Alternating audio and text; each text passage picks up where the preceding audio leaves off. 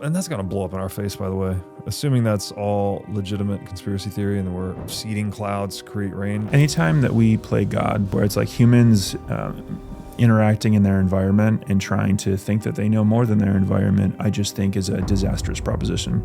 That was very much a self-exploratory process for me, but it took place in the near future, and there's genetic differences trying to be removed from the gene pool. I think one of the dynamics there is so interesting is people want there to be less disadvantages in the world. Like they want there to be like less defects and whatnot. But anytime you interact with the environment in that way, like you are meddling with things you may not understand all of the mechanisms behind. I think one of the better analogies here is like that of a greenhouse, where if you grow a bunch of trees in a greenhouse, they will grow tall, but if you remove that greenhouse, the first gust of wind they experience, they will fall. That example, I think, applies to all life and all meddling in systems you don't understand, where it was actually the wind that was causing hormetic stressors on those trees that was making them strong, and you didn't understand that mechanism right away, so you removed the thing without understanding it fully. I wrote the first book about that because I think it's so interesting that humans are now starting to meddle in the gene pool a little bit. We have no fucking clue how these things are going. And it's really terrifying. I am generally an optimist about how technology will play a role in our future, but I do think that humans need to be humbled a lot more often.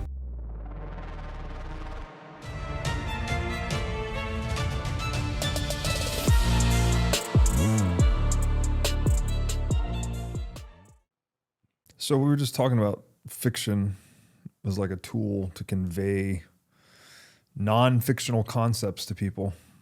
And how, film, obviously film uses this kind of architecture.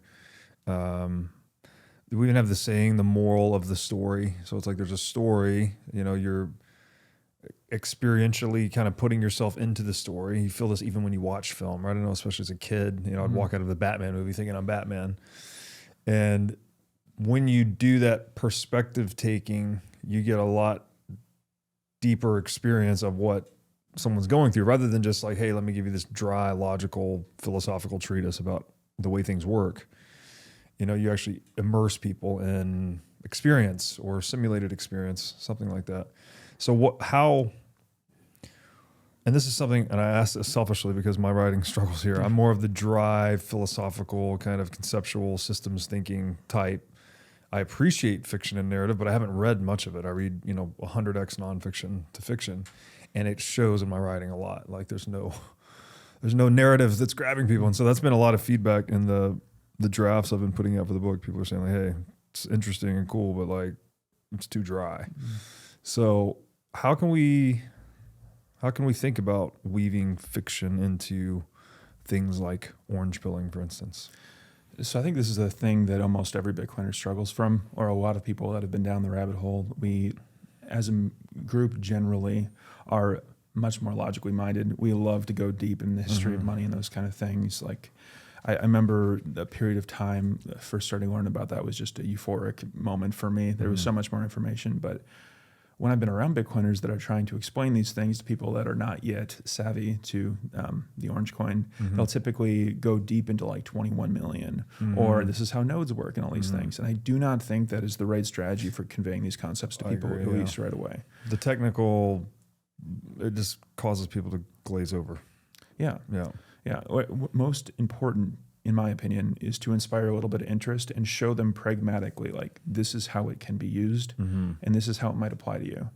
And I think story provides a really unique way to do that, or some kind of narrative where it's not just this straight logic. So that was kind of what I set out to do in writing the book. And I think there's a lot of room for improvement broadly in the Bitcoin space to tell better stories and explain this thing. Yeah, a bunch of things are hitting me here. One, someone was circulating the Myers-Briggs profiles of like the average Bitcoiner, and like we're all INTJ, ENTJ, like all on that thinking, judging into the spectrum, not so much on the sensing, feeling. I hope I have those terms right, but you do. So the non-emotional versus the emotional, and so therefore, yeah, we lack we lack good storytellers and good, I don't know, Bitcoin mythologists, whatever you want to call it.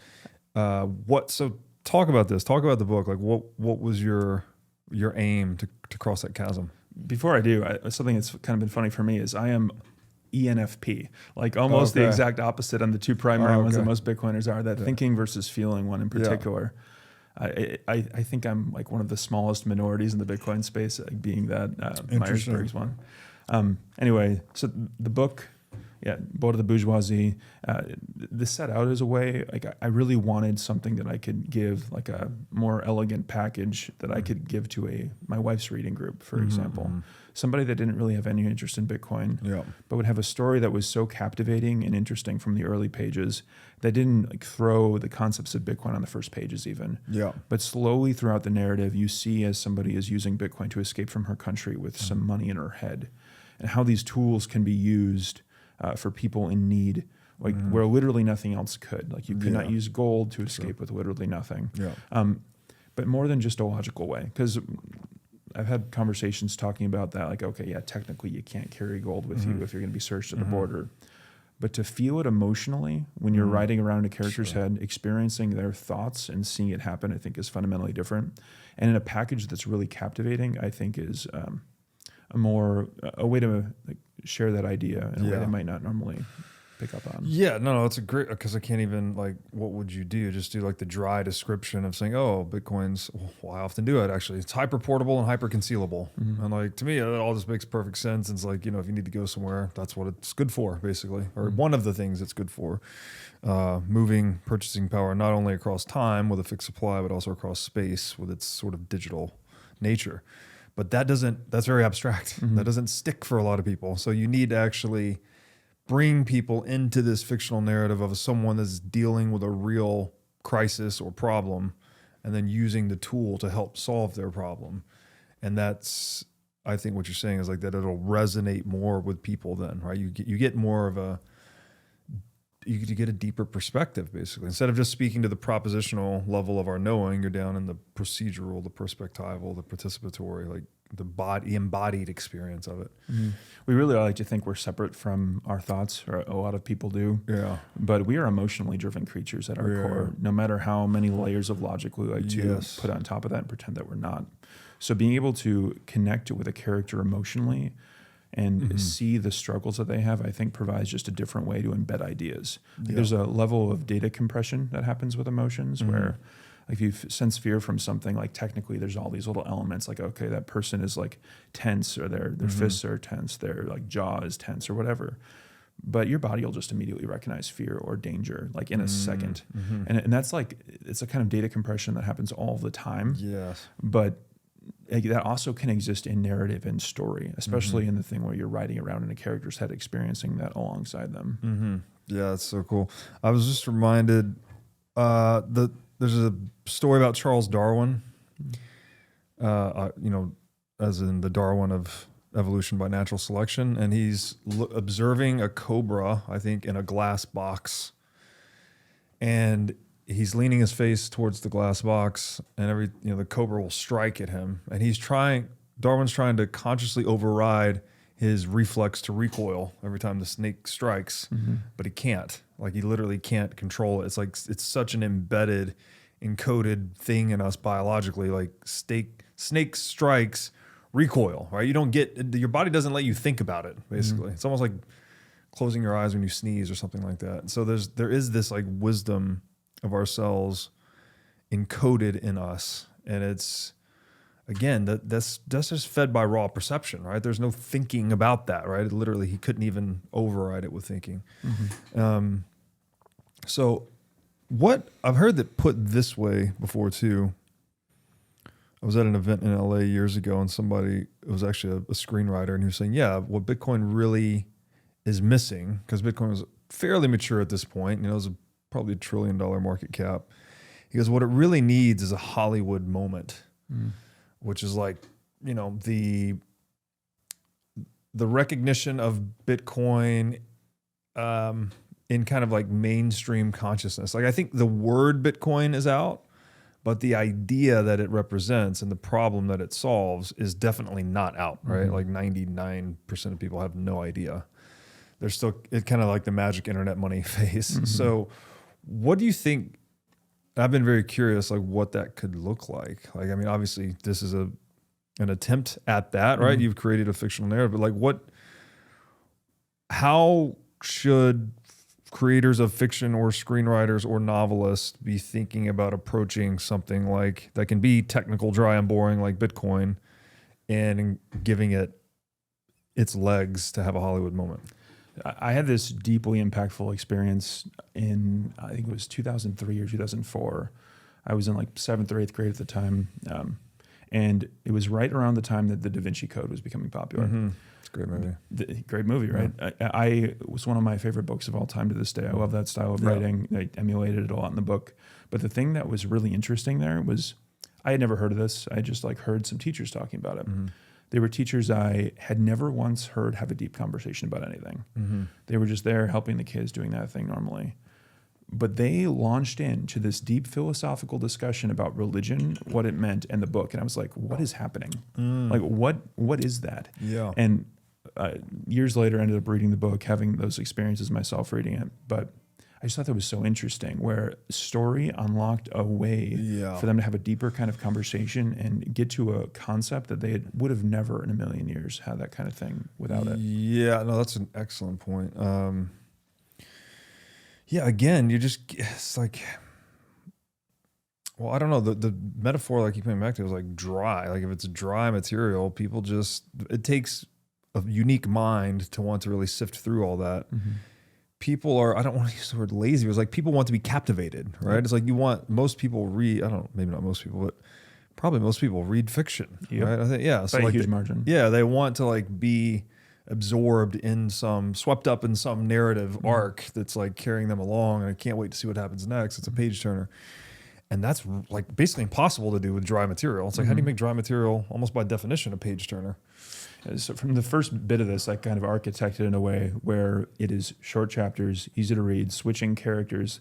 Like if you think about things like TikTok or Instagram, like they rely on these principles. And people think that like attention spans are being reduced because of them, and there's probably some truth to that. But this is also like a fundamental truth that humans do enjoy these short-term or short amount of like focus and shifting. So architecting this story in that kind of way where there's like this character, this character, rapidly going through them. There's a through line the entire way. But then embedding Bitcoin into there, have multiple different characters. One of them is an on-chain investigator who is trying to stop some bad things from happening. The other one is using Bitcoin as a tool to spread money to poor people, essentially.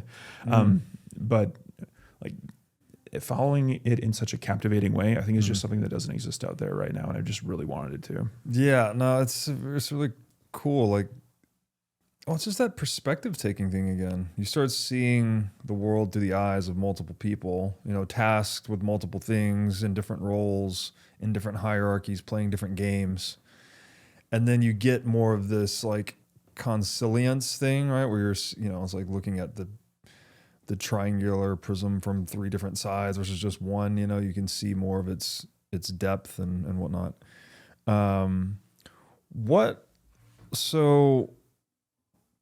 What do you like if you were going to advise me? I was like, okay, I'll tell you a little bit about the book. It's like probably exactly what you would expect me to write, like it's the accumulation of all the things I've been writing and talking about for 10 years almost at this point. But we're trying to put a hook on it. So the title of the book is The Right Way to Make Money. And so that's really just trying to be an attention-grabbing hook. It's like I want people to grab the book. It's like, oh, I want to know how to make money. Let me look at this book. And then we're like, hey, you pick up the book, you judge the book by its cover. We are going to teach you the right way to make money. But to do that, we're going to have to give you like this philosophical discourse that's going to take a while, right? We're going on a journey, basically. And so, then we go through like the nature of language, how literacy works, how numeracy works, how money works, how metaphor works. And we're just basically building up to this conclusion that, there's sort of 2 senses. The other thing about the title is like the right way to make money is it's a little bit ambivalent by design. There's a way to make money in the sense that like, how do you find the fittedness between your skills and what the world needs and like go and actually earn income or create wealth? And that's more related to that ikigai concept. Have you ever seen that from Japanese? Yeah. So it's roughly like the intersecting Venn diagram of like, what is it? What the world wants, what will pay you, what you're good at, and what you enjoy, something like that. So that's one sense of the, how to make money or the right way to make money. But then there's also the sense of what Bitcoin is. It's like, if you're going to create a monetary system that's principled and, built on justice and, the ideals of life, liberty, and property, it's like, well, that's what Bitcoin is. So you kind of give them both of those things. And then it's like, okay, go and find your ikigai and exercise your ikigai and then stay humble and stack sats kind of thing. So I give you all that as just like maybe some context, be like, how, because again, I have a deep appreciation for everything you're saying, but it's like, how do you do that? And like one thought that I had was like, we mentioned the Matrix movie, I think before we hit record, it's such a good allegory for orange pilling. Orange pilling is where we get that from the Matrix movie. So like, I thought maybe you could use like scenes from the Matrix just strewn throughout the book. And you're just kind of like, telling them about what, you've seen the movie, you felt this emotional resonance with this scene, but did you know it actually is related to this? And you could get into Plato's cave. So anyways, what are like some strategies to think about weaving in fiction into a nonfiction to make it more enjoyable? So I definitely have the advantage of being able to just invent things out of nowhere. Like that's the brilliant thing in fiction, is like you don't have to have it based on any kind of real experience. Yeah. But something brilliant, I see Larry Lepard's book, The Big Print, Big Print right behind you there. Something brilliant that he does in the beginning chapters is he goes and shows an example of him disagreeing with an entire room of people. And what that does is it taps into this like deep human fear of being rejected by crowds. And you feel that emotion through him. And like from the beginning pages of that book, like it gets way more technical. It gets into all sorts of graphs, charts, history, whatever. Like some more things that your book is going to have, I would presume. But from that beginning bit, there's like an emotional resonance there. And you realize that this guy who's telling you all of this was the kind of person that did these things. I see. And having that as a precursor to the entire thing, I think made it stronger. If you can find ways to weave it through the entirety of the book too, I think that's a huge advantage. I've helped some Bitcoiners edit their books, and I've given them very, very, very similar critiques every time. It's like the lack of story, the lack of it being emotionally related to you in some way, the lack of how this changed your life directly. Those things in there create a lot more attention and interest generally. Okay, that's not the answer I expected to hear, actually. So it's interesting because that's not fictional for Larry, right? He's telling a true story about, hey, I was in a room, and I've read that part too. It's something about a bunch of central bankers saying, oh, this is the greatest thing ever. Like, no, this is a complete fucking scam, and like that whole contention. But he is then making himself like a main character in the nonfiction story as the author, but it's not fictional, it's truth. But in this case, it's just getting to that emotional storytelling thing. So it's not so much the fiction per se, it's the emotional storytelling thing. So you could use just personal vignettes from your life, and that would be sufficient rather than like tapping into actual fiction. Is that right? I think that actually has to happen with nonfiction, whereas a huge advantage with fiction is you ride around in these characters' heads. They have a life of their own. You're following their thoughts and mind and whatever. In nonfiction, you're doing the same thing, but it's the writer of the book. I see. So like, if you just have it be logical things, facts, and data, you're missing that entire element that some people read for. The human element. The human element, exactly. Yeah. There's a unique advantage, like I've said in this one, where I can architect a narrative and a person that most optimally shows a concept based on what will work for the fictional story. It's a much different thing that you can do in nonfiction. It's a very different kind of skill in general. But it is based on the same principle of being emotionally resonant and fascinating. That's an interesting take. Okay, so then how do you know which stories from your life are going to be moving in that way? Is it just the stories that you personally have found to be emotionally salient or funny or whatever? I don't know. Moving?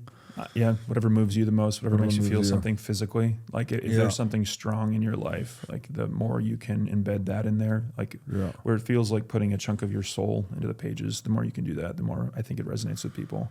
At least in my experience, that's how it's went with even fiction writing. Yeah.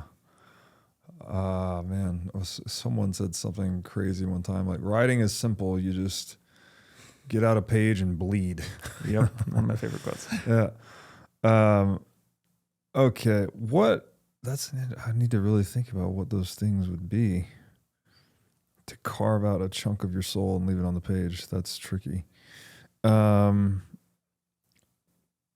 What we talked about this a little bit offline, like it's because this is something that I've noticed just in business in general. Like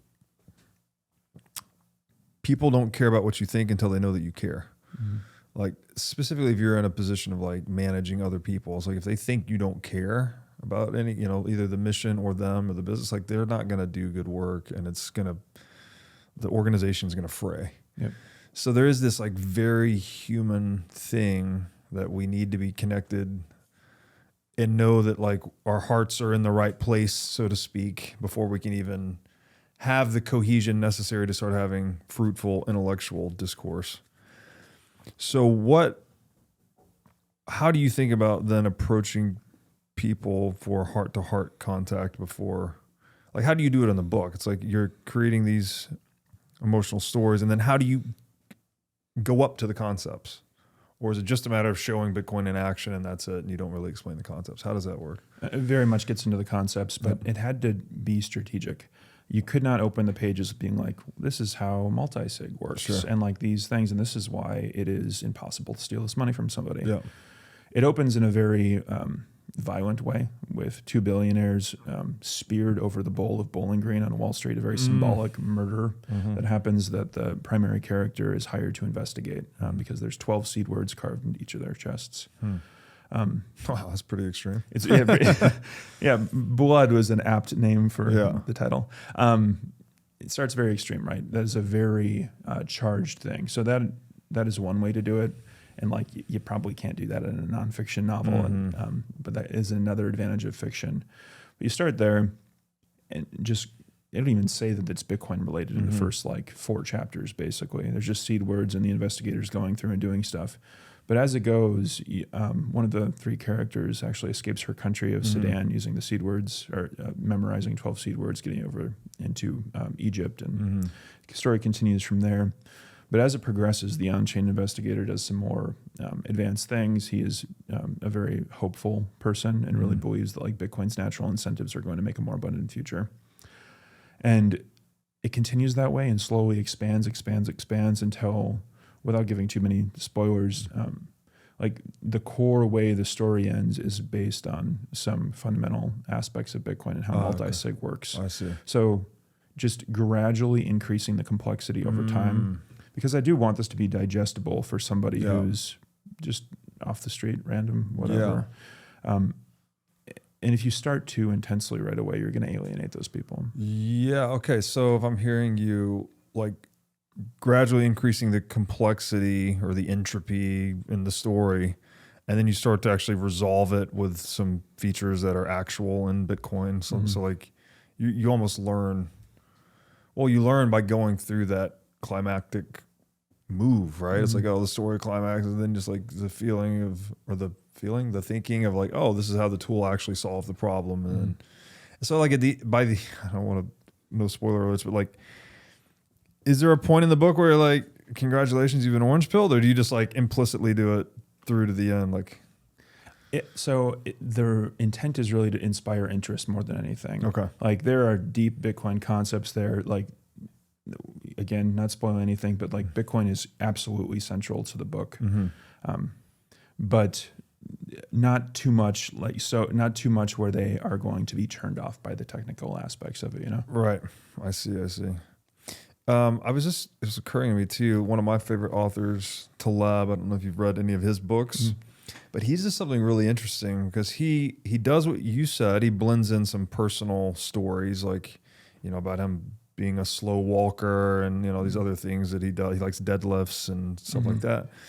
But he also, one thing I thought was really cool is he blends in dialogue between significant historical figures. I think it's like, one of them is like someone he just created, like the stereotype Fat Tony, which is the, New York City gangster, Italian gangster guy or whatever he is. But then he's at some point in one of his books debating Socrates, the philosopher. And just the dialogue between them, which is like, that's fiction in a way. It's like it's a very nonfiction book, explaining some very dense mathematical existential concepts, but then he's blending in both of those things, both his personal vignettes and this kind of like, just fiction, basically. What do you think? I don't know if you've read his writing, but like, what do you think about that kind of strategy? Forget multivitamins and other supplements. Animal organs are the most nutrient-dense foods on the planet. You can get 100 times more nutrients from organs than you can from muscle meats. But the problem with eating organs is that they are difficult to find in stores, they are difficult to prepare, and even when they are prepared well, they often don't taste great. Thankfully, Heart and Soil Supplements has made consuming organ meats so much easier by providing powderized organs in capsule form. Organ meats include everything your body needs to thrive: vitamins, minerals, peptides, proteins, and growth factors. This is why organ meats were the most prized foods for our ancestors. Fortunately for us, Heart and Soil makes these treasured foods easily accessible. So go to heartandsoil.co today and use discount code BREEDLOVE to get started on your journey to optimal health and vitality. Again, that's heartandsoil.co, discount code BREEDLOVE. Would you rather have 1 Bitcoin today or 2 Bitcoin a few years from now? Bitcoin mining is a tried and true strategy for accumulating Bitcoin. Over a 2 to 4 year time frame, successful miners have consistently accumulated more Bitcoin than they otherwise would with a traditional dollar cost average strategy. Blockware Mining as a service enables you to start mining Bitcoin from your laptop. Blockware handles everything from securing the miners to sourcing low-cost power to configuring the mining pool. They do it all. Plus, with Blockware's one-of-a-kind mining marketplace, you can buy and sell live Bitcoin miners with just a few keystrokes. In this marketplace, buyers get to purchase live machines at vetted facilities, enabling them to mine with zero lead time. And sellers get the opportunity to liquidate their machines and hosting contracts at will. This means you can mine Bitcoin with zero long-term commitment and high liquidity on your mining rigs. Blockware will even cover your energy bill for 1 week per mining rig when you sign up at mining.blockwaresolutions.com/breedlove.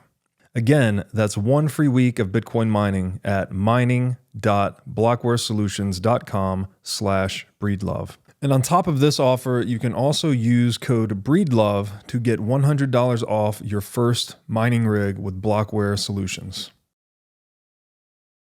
Well, I should have mentioned this earlier. Like, that is so central to what differentiates fiction from nonfiction genre, where you can ride around in characters' head, like I've alluded to a couple times now, but you can live in a space between two characters that are disagreeing with something, where one can be very, very optimistic about Bitcoin, for example. One can be using it as a tool to try to enact their view of the world, the more violent one. And seeing the disagreements, seeing the arguments, let's the reader see the space that exists in between them and come to their own conclusions in a way that nonfiction doesn't allow.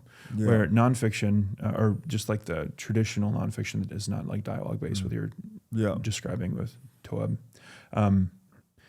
it's more prescriptive generally. It's like, this is the facts, I'm laying this out for you. What fiction can do so uniquely is kind of dance on either side of it, use different language, have this person who speaks in this way, this person who speaks in this way. And they both have different takes on the same thing. They can experience the same moment and have different takeaways from it. They can have, based on their life experiences, very different ways that they perceive the same moment. And like, rather than me as the author telling you this is what you need to believe, I can kind of show you a little bit. And you don't have to have the same takeaway I do, but if you just embrace truth, have the characters do what you think that character would do, and spend enough time with the character where you like feel like part of them inside of you, you can allow the space between them to speak for itself. That's so cool.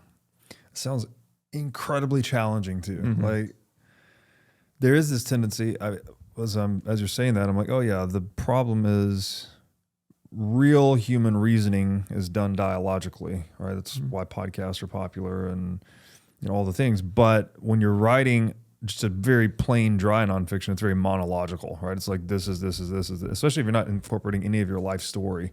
It's just these dry propositions. And so you've got to find a way, I don't know, to soften that up a little bit. There's another good book I was just thinking about too. Rene Girard's book. things hidden since the foundation of the world. It's the whole thing is nonfiction, but he's talking about like anthropology. He's building his theory of mimetic desire, which is like people imitating one another's desires, and it leads to rivalry and collective violence and all this stuff. But he goes to like anthropology, Jungian psychology, and then theology. But he does it with, is it real? I think it's real characters, actually. It's like him and other people questioning him. So it's like, it is, even though it's nonfiction, it's still dialogical. It's like someone is like kind of debating, which is similar to what Plato did, right? And it's like you have these two characters and they're debating the topics. And so it puts them into that space you were describing, like, oh, you're in the between the whole time. And that actually does make it kind of more of a page turner, because you're like, you don't know. You're like, oh, is he right or is he right? And that, again, I'm not sure if that's it doesn't have to be fiction per se. It could just be two different viewpoints, basically. Yeah. It's such a unique thing that why people even like using language in that way. Like people will only read fiction for this exact reason, where they just want to have that human experience, that human element. Yep. Yeah. So what do we call the other thing then? Because there's like the human element, which is what readers of fiction are after. But what is it that people like myself and a lot of Bitcoiners are after? I mean, if I were to articulate it, something like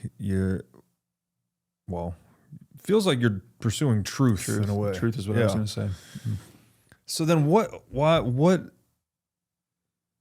but fiction's not less true. I mean, that sounds weird, but like the psychodrama of fiction is actually in a way kind of more true to human reality. It's like, this is how people actually are. And then this pursuit of like, semantic, propositional, logical truth is actually more of an abstraction away from reality, even though we hold it to be like more fundamental. So like, what's going on there? I think it's just the way that you want to pursue the same thing. I think it's just pursuit of truth, but through two different ways. Okay. Where like we both desire the same thing, but the way we interface with the world is different. Everybody's unique. They have their own like idiosyncrasies with their thinking and stuff. And like in general, women like fictional stories much more than men. There's like an emotional element to it. There's an interpersonal relationship dynamic to it. That, like women in general, at least like the ones I are in relationship with, like is so much better at recognizing those things than I am. So true. Yeah, my wife is a brilliant editor, so like that was very useful for the book. Oh, she edited. Yeah. Oh wow, amazing. Well, there you go. You got some dialogical stuff built into it. What So we were talking about this earlier too. Like, what is it? And you mentioned this, right? Emotions enable this like form of data compression. I think I mentioned the book to you, Letting Go, which is one that I read recently. Did some stuff on the show about it. And there's a lot there, but one of the things he says in the book at some point is like, feeling or impression, which is like raw sense experience, basically. You can have 1,000 different thoughts about one impression, right? Or one sensation, whatever term you want to use. It's like, it's precognitive, preconceptual.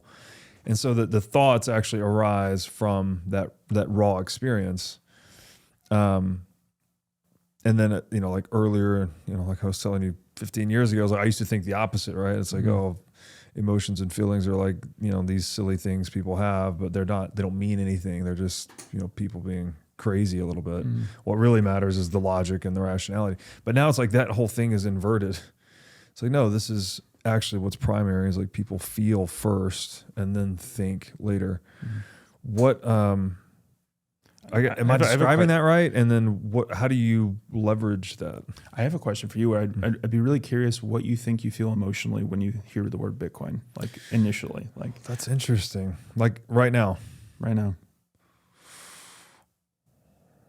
I mean, it feels like an openness in my chest. Like it feels like, it's like hope, freedom, optimism, as easy as it is to be pessimistic about the world, you just get on Twitter for 5 minutes. And I fall victim to that as much as anyone else, but I have that pessimistic feeling about the world as it is, but then have this like crazy bright orange future optimism. It's like, if we can just get through the crucible of this transition and unfuck the money, if I may put it that way, then we've fixed a meta problem that's so upstream from everything else. Like all the downstream issues, maybe they're not all going to be fixed. Of course, it's not going to solve everything in the world, but man, in terms of like returns on investment, like, a high leverage or force multiplying activity, like if you just fix the broken incentives, then all the things that get fixed downstream from that, military industrial complex, fiat food, fake news, propaganda, war machine, blah, blah, like all that. Wow, that seems like a great thing to work on. Like, well, like let me put all my energy into that. I think when people try to persuade someone about Bitcoin, they'll start with the facts and data again. But I think one of the most persuasive things is to just be around somebody like you that talks about Bitcoin in a hopeful or optimistic way. Again, something that you can do with characters in novels where you have one of the characters be extremely optimistic. They don't even have to persuade you, but just seeing that they believe this thing so deeply and they care about it so much, kind of like what you were saying with business earlier, allows a different kind of communication. Yes. That's a really good point too. Like Sailor's pretty dry. I wouldn't say he's a very emotional kind of guy, but putting so much of himself into Bitcoin and supporting Bitcoin and like, it sort of like backs up his financial play. He just shows the conviction in his action, like speaking at all these events. And so like, that's another, I guess, way to go about it is like, he's not even personalizing. He's not really making fiction about it, but he's just putting so much of his skin in the game. Yeah. Not just financially, but also like his time. And, What is it about Bitcoin that does that to people too? I've been writing daily for 9 years. Yeah. And did years of journaling, wrote a first novel, and then I had gotten into Bitcoin. I was like, I felt like I had to give something, part of myself to the network, because I just felt so much more hopeful about the world. Yeah. Like none of us individually are going to change Bitcoin or whatever, but we still have this underlying desire to do something. Yeah. Like what is that? Like, it's a great question. Something about like the reciprocity that's built into the network, like these are all rules we all agree to follow because they serve our own interests, but it's also serving all of your interests. It's like that level playing field we've always been looking for. And then now that it's like as a Bitcoiner, you get to it and you're like, oh man, this could help so many people. But 99.9% of people have no idea what this is. So then maybe it's that, like the pressure differential between like the reciprocity you experience inside of the Bitcoin network and the, asymmetry you see in the world. It just creates, I don't know, I'm talking super esoteric again as I tend to do. But no, it turns people into evangelists. Yeah, I'm following you. I felt more hope, so much so that I started a family and I prescribed that partially to Bitcoin. And I think it's so interesting, like people wanting to reproduce more, people like finding more faith, like all these adjacent levels. Our health is another, there's so many more of them too, but those are just some top of mind. Like there is something so much deeper than just a financial network here. Like, this as deeply as anybody, but it's so hard to convey that just by like starting and talking about data. Like showing the emotion of that is so important because you can see somebody and how deeply they believe that. What do you think about like documentary filmmaking? Like people that are actually just trying to follow Bitcoiners as the Bitcoin movement continues. Like, do you think that's also another useful way to get this emotional resonance thing going, where you're just, I don't know, showing, let's say El Salvador, for instance, oh, look how far this is coming. And we're following a couple of families that are working in Bitcoin and you see their lives improving. Is that another route into this heart access before head access thing? I would argue that every single one of these avenues is critical because there's different kinds of people that'll resonate more with each one. But I would also argue that a fundamental truth across all of them is that having some level of emotionality and human behind them will make them better. So if it's a documentary, if it's a nonfiction book, if it's a fiction book, the more human you can make all of them, it's going to make them resonate with people more so than if their human element was not there. Because we are humans at the end of the day. We cannot divorce ourselves from that. Okay, so let's talk about that. Then to be human is to be mortal. To be mortal is to be vulnerable to death, right? Death smiles at us all. All we can do is smile back. And somehow that word, I think, is an interesting access point because vulnerability on social media is also a way to like get really good resonance with people. It's like when you just go and like talk about something publicly that is like painful and a lot of people don't talk about. So is that Is that a through line here? It's like the vulnerability thing. Like you need to be raw and real, and that's the people appreciate that because it's like, oh, it took some courage for you to talk about that thing, and it's also like maybe there's some information in your story that would help me go through a similar situation. So I mentioned I've been writing for 9 years. It started as a journaling process for me, and then it kind of evolved naturally. I don't really know exactly why it happened into fiction.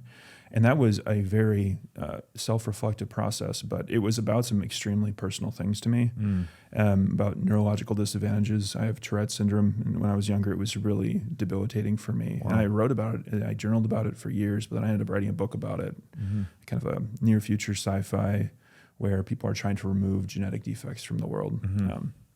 And in doing that, like I had to be insanely vulnerable. I had to just like lay everything down on the table. The main character was very much inspired by some things that happened to me.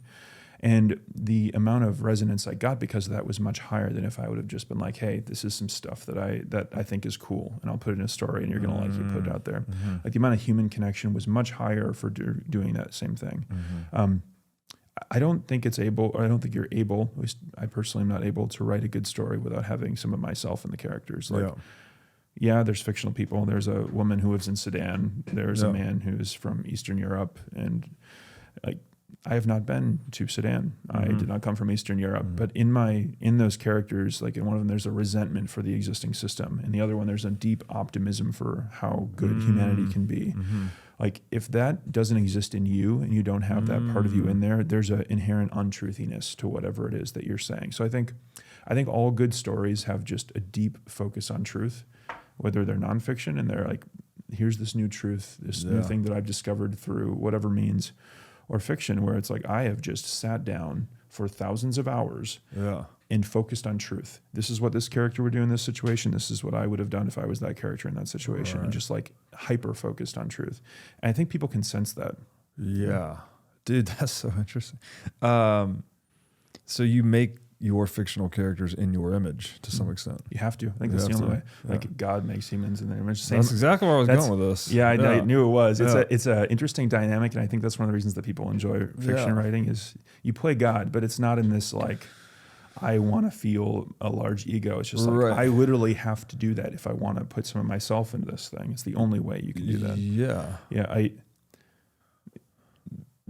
You mentioned like not liking story when you were younger and like kind of like I don't read much nonfiction. Like very little fiction, almost all nonfiction. I think that's really standard of Bitcoiners generally from all the ones I've connected with.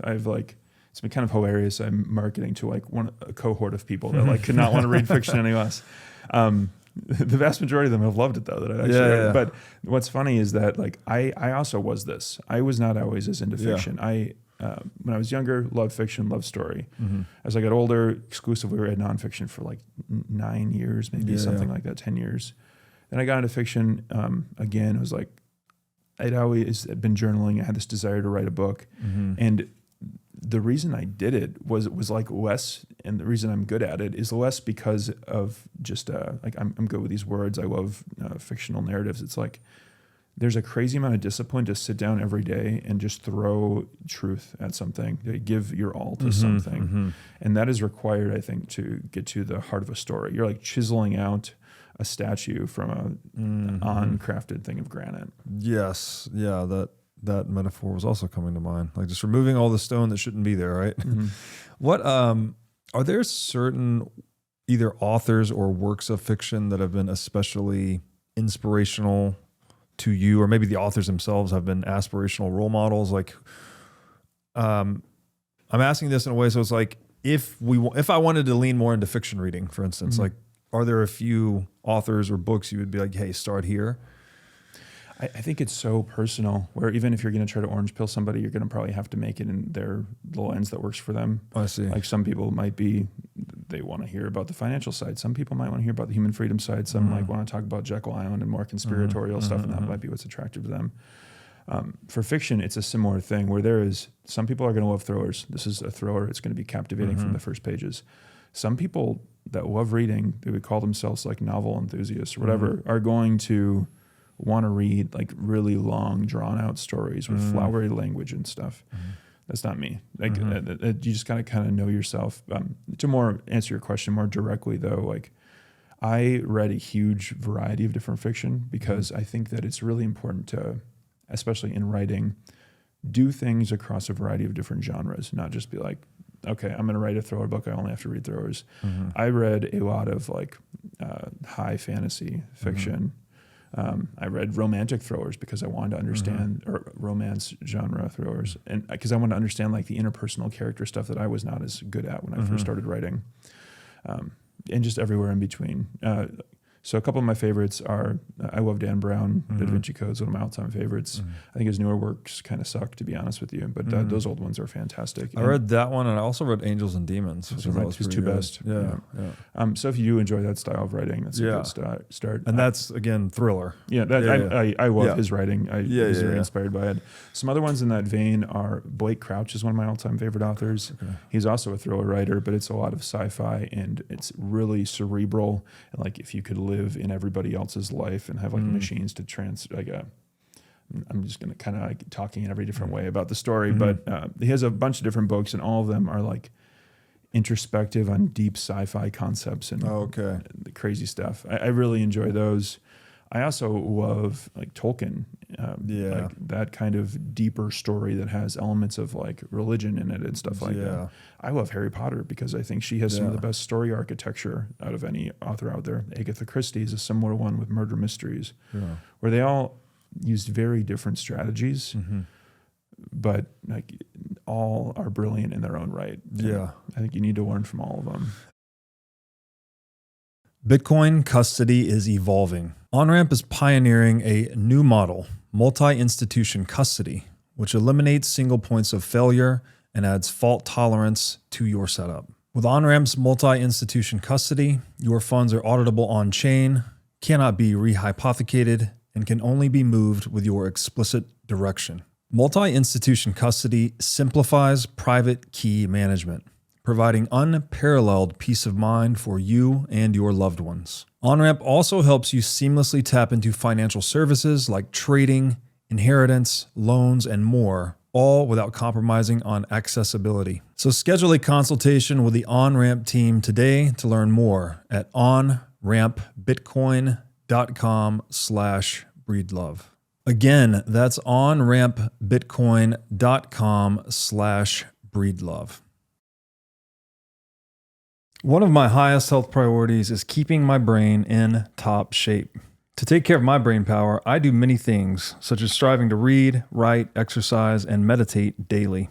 One of the latest tools in my brain power toolkit is MindLab Pro. MindLab Pro is a nootropic supplement that is scientifically proven to enhance your brain power. When I take MindLab Pro, my mind feels like it has a better grip on the world, my thinking is more lucid, and the articulation of my speech is radically improved.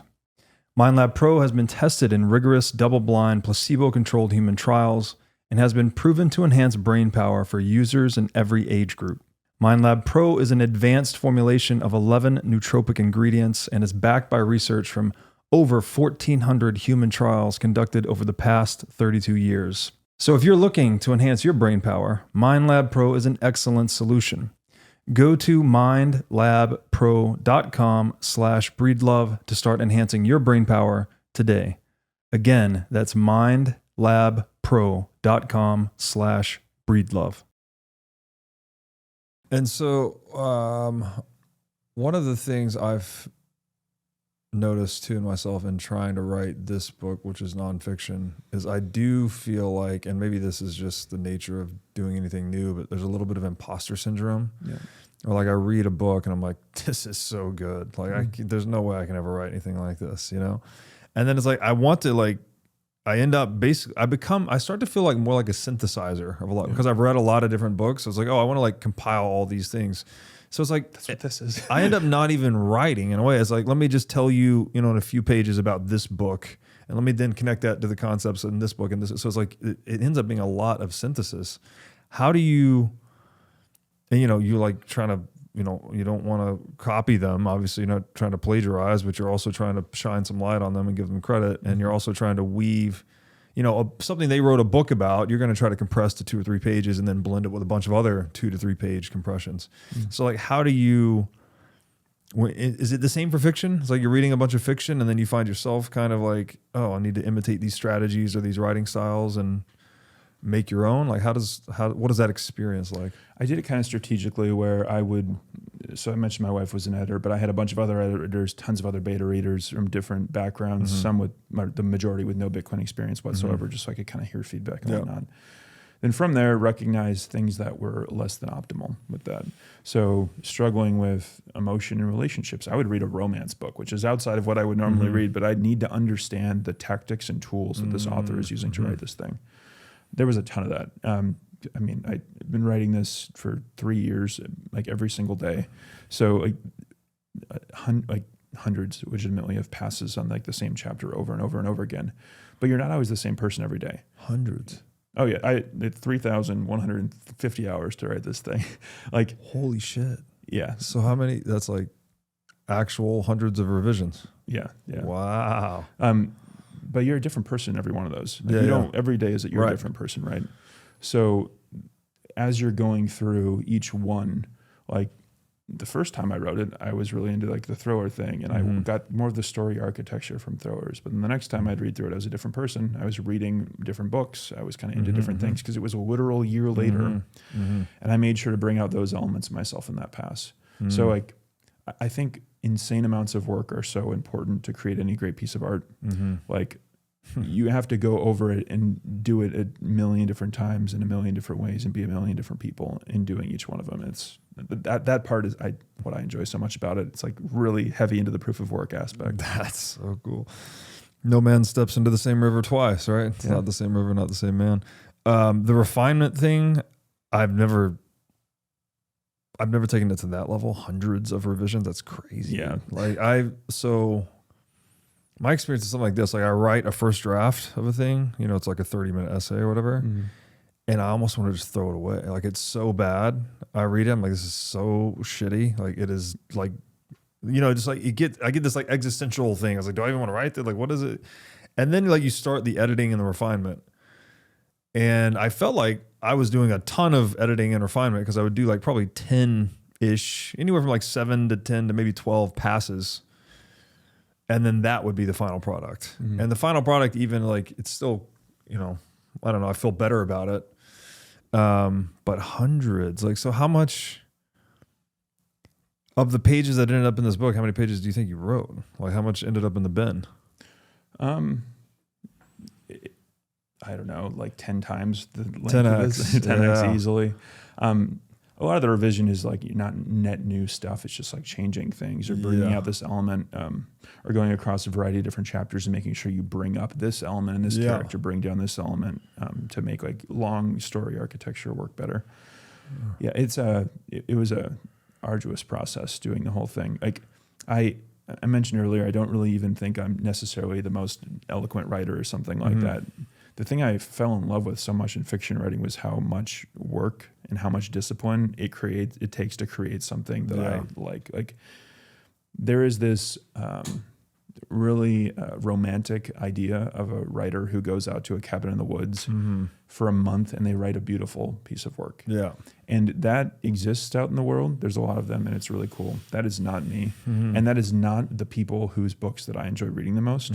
Typically those are ones that have been worked on over many, many, many years, have paid a ton of attention to general story architecture, which I keep alluding to, but like structure of things and that sort of stuff and how you can most accurately weave a story to keep people's attention and how you can interweave plot lines. Like Christopher Nolan does a brilliant job with this kind of thing. That's kind of what I'm describing. That takes shitloads of work. Yeah. That's kind of what I fell in love with the process. And like, to me, when you look into Bitcoin, like proof of work is one of the biggest takeaways I personally had. For this and other avenues too. I train jujitsu, which is very much like a really challenging thing. Tons and tons of work to get anywhere good at it. I think that applies in all things in life. Proof of work is just a fundamental concept, I would argue. So like, I'm not the most brilliant marketer. I don't have some like brilliant reach or everything, but I put an obscene amount of proof into work in this thing and just kind of have faith in the world to recognize that thing. Let the work speak for itself. Exactly. The proof is in the pudding. Actually, maybe that's a good metaphor, right? Like mixing. I've watched my wife, she's making a cake once. And man, I didn't realize like how thoughtful you had to be about how you introduce the ingredients and stir a certain way for each ingredient that's going, like you're building it in layers, basically. I was like, whoa, I didn't know so much went into making a cake. You know, it's like you just do stuff in a bowl. And it sounds like maybe that's a good metaphor for what you're talking about. Is like you're going through this whole thing layer by layer by layer by layer, and then you're trying to intertwine the different plot lines and themes, and that there's no way around that, right? Like you're not gonna, there's no way to speed write that or anything. It's like you need to just be committed to sitting with it for a long, long, long time. There's an interesting element here in that AI tooling, specifically with writing, is dramatically changing things. Yeah. I use those tools religiously when I was going through this process. When I say that, people are like, oh, you just had the AI write the book. Absolutely fucking not. You can't do that. I wrote every single word in here myself exclusively. What I did do was there's a character that's ex-military. I use the AI tooling to help do research. That would have cost me huge amounts of money to have like research experts is a really common thing that fiction writers will do, where they'll have somebody who's ex-military read their book and like that kind of thing. Right. So you can use those tools and whatnot to make these things so much better. So like, but it still requires the human to do it. It still requires me to go through a bunch of different passes to recognize what needs changing. It's just this enhancing tool. And I would argue an inherently decentralizing tool, because it allows individuals like me access to a kind of research that I would not have been able to do previously. I'm really optimistic with the way these tools can impact storytelling. Yeah, I like the metaphor for an LLM as like a research assistant on steroids that never sleeps and never. It's like it's so like you can.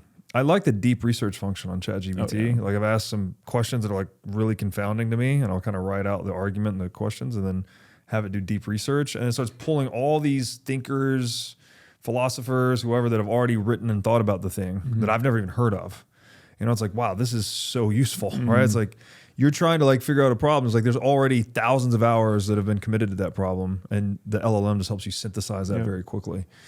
What are like, because you have to strike a balance, right? Like you said, you spent 3,000 something hours writing the book, but at some point you got to publish the book. This is something I've encountered directly. It's like I keep saying, oh yeah, I'm going to get it published next year. I'm like, oh shit, I didn't even know what I'm writing. I'm back to square one. And then when I started using the LLM, actually, I feel like that put me back a lot of ways. Because like I had this whole structure, but then I'm like, oh man, now the LLM is such a force multiplier. I can bring in these other things. And like, so how do you balance the thorough refinement process with having a deadline? Like, do you just give yourself a hard deadline and work towards it, or like how'd you manage that? I did eventually give myself a hard deadline, but I am not the right person to ask this question to, because I index way more on the I'm going to make this thing fantastic. I find a deep kind of love in that. Just refining things like crazy, make it as good as physically possible. Plus, like, I love this network. I feel so much positivity from it. Like I could not build or write a story that's about Bitcoin so much and not just put obscene amounts of effort into it and have something be grateful that I would be grateful to exist 20 years from now. Yes. Like that low time preference thing, right? Like that's very much in the back of my mind the entirety of writing this. Like I can't just pump this thing out quick because I think now might be a good time because price is up and people are happy. Sure. Yeah, I wrote my favorite chapters, like some of that happened in the end, like when price was dropping like under 20K and people were all like freaking out. And I was like, the whole thing. That's when the real conviction is forged, right? Yeah. What, so let me ask you more about like actual tactical day-to-day writing habits, techniques, tricks. Like what's your, I don't know, walk me through kind of the day in your life while writing this book. Like what is it? Because this is also something I've struggled with. I've discovered about myself. It's like I can really only do one thing at a time. Oh yeah. Like I'm either podcasting that day or I'm writing. I can't. It's very difficult for me to do both. Specifically because writing is like takes all of this time to like shift into that mode. You know, I can like really get into it before I can actually start doing it. And so there's a lot of, I guess, switching cost, something like that. And so how did obviously, I assume you were focused on this thing exclusively. Mhm. Like what did your day-to-day look like? And like, what are some, I don't know, tips, tricks, techniques you could offer to writers that are trying to get immersed? So I'm like borderline addicted to flow states. I Okay. love spending time pure focus. Like this I love this. Like Mhm. I love being 100% present and doing one thing singularly. Yeah. Like, that's part of the reason I like jujitsu too. Mhm. That's part of the reason I do engineering stuff too. It's like very much like Mhm. pure focus. I even, so like I'll put the same song on repeat for hours at a time, black out I've heard everything of and this, just yeah. literally write. Like I'm not allowed to have anything else, no notifications, everything. Wow. So like those 3,000 hours were not crappy hours. They're Yeah. like intense Focus. focus time. Like some of them less so because there's like research Sure. with AI assistants and whatnot, but like there's an intensity there. The average day was like the majority of my writing time would be in the evening. I found that I don't know if it's something about being closer to sleep, being closer to that dream state. Better. I don't know if this is true with nonfiction too, Yeah. but for fiction at least, like you really need to tap into that like That ethereal liminal kind of- state. yeah. Yeah. Because I feel like ideas are like an alien in a sense where they're not inside me. They're something that like I'm a conduit of, That's and I true, just yeah. capture and like I think that's almost every writer experiences that, Yeah. at least to some degree. I feel like I could do that better in the evening. So I would typically write more in the evening, and I would do editing more in the morning. So that's kind of how I structured it that way. I also did it every single day, which at least for my psychology, I feel like made me really consistently mull on things in the back of my subconscious Yes, constantly. for sure. Where if I had a singular long day of writing Yeah. that was like 16 hours and that's just all I did, Yeah. I don't think I would have had the same level of subconscious work where I would go to sleep and my subconscious would be thinking about Yes. something. I'd wake up first thing in the morning with an idea to the problem I had been solving prior. Yeah. And that's another thing I don't think that like short-term bursts of writing can do, where like Yeah. long duration of coming back to the same problem for year after year Yes. is the only way to actually work through some of those challenges. I couldn't agree more on again, that's another advantage of the longer refinement is I find, again, when I'm just writing and I'm in that editing / refinement phase, for me, it was like, you're trying to say a thing, you don't really, it's not quite clicking together, fitting together. And then like go to the gym and like completely just get your mind totally off of it. And then the creative, it's just like, boom, just like you said, it's not your idea, right? The idea finds you basically. It's like, oh, this is how you should say that. These are the connections. And so giving the subconscious enough runway to do its thing seems to be like as important as the conscious writing process. What are there any other ways to like, besides writing at night? I mean, I've actually found for me, the morning is just when my brain is like really on. Night, you get a little more like creative and like you said, like dreamy, I guess. But that doesn't lend itself so well to the nonfiction stuff. So maybe I should try to write fiction at night and There you go. nonfiction in the morning. Any other techniques to like, I don't know, activate the subconscious, get it to contribute to the writing process? Like how else do you think about that?